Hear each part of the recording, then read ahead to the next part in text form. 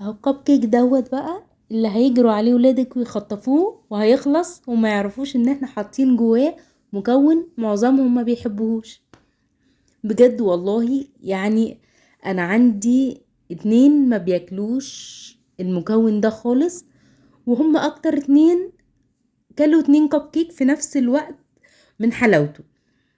هش وجميل ولذيذ، وحطينا لهم مكون كده من تحت لتحت، بجد روعة روعة.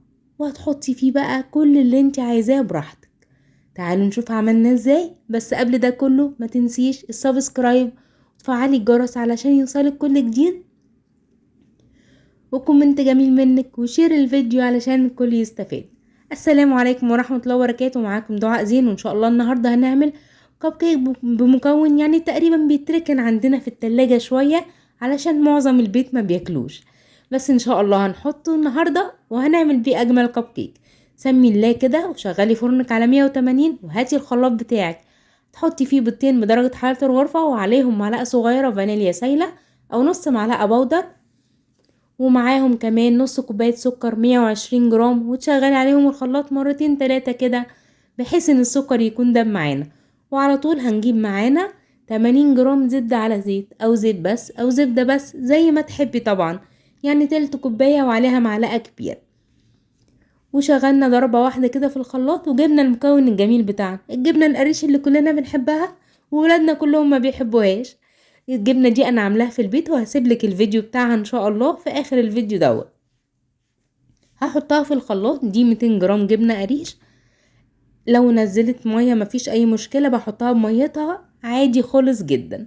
وعلى طول بشغل عليها الخلاط ضربتين كده وبتختفي في ثواني ولا كأنك حطيتي اي حاجة.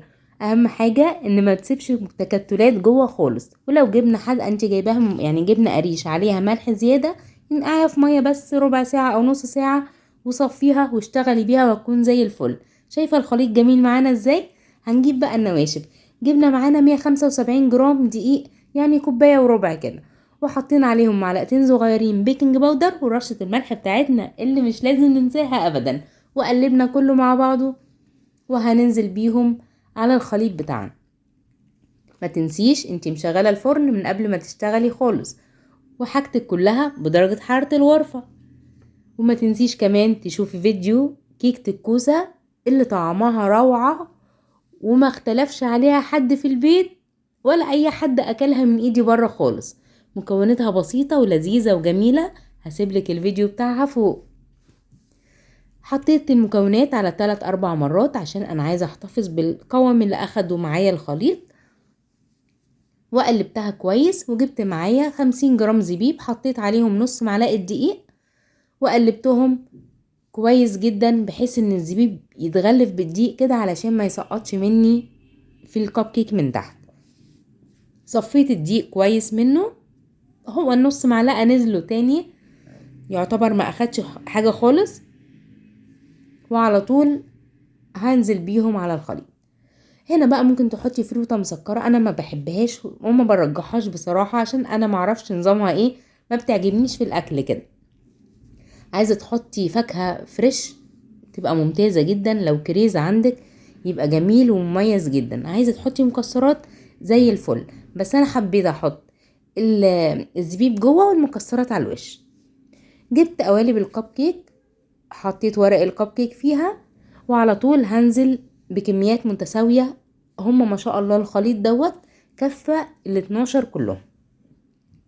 جبت معلقة الايس كريم وهبدأ اخد معلقة مليانة واحطها في كل واحدة فيهم. وكمان ما تنسيش تشوفي الماربل كيك، هسيبها لك فوق كمان او هسيبها لك في الوصف او هتلاقيها في اخر الفيديو تحت.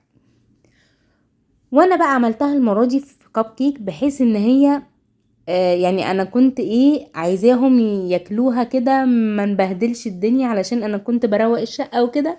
فقلت لا، انا هعمل كب كيك المرة دي ومش هقطعين، اللي عايز ياخد هيروح يفتح العلبة وياخد.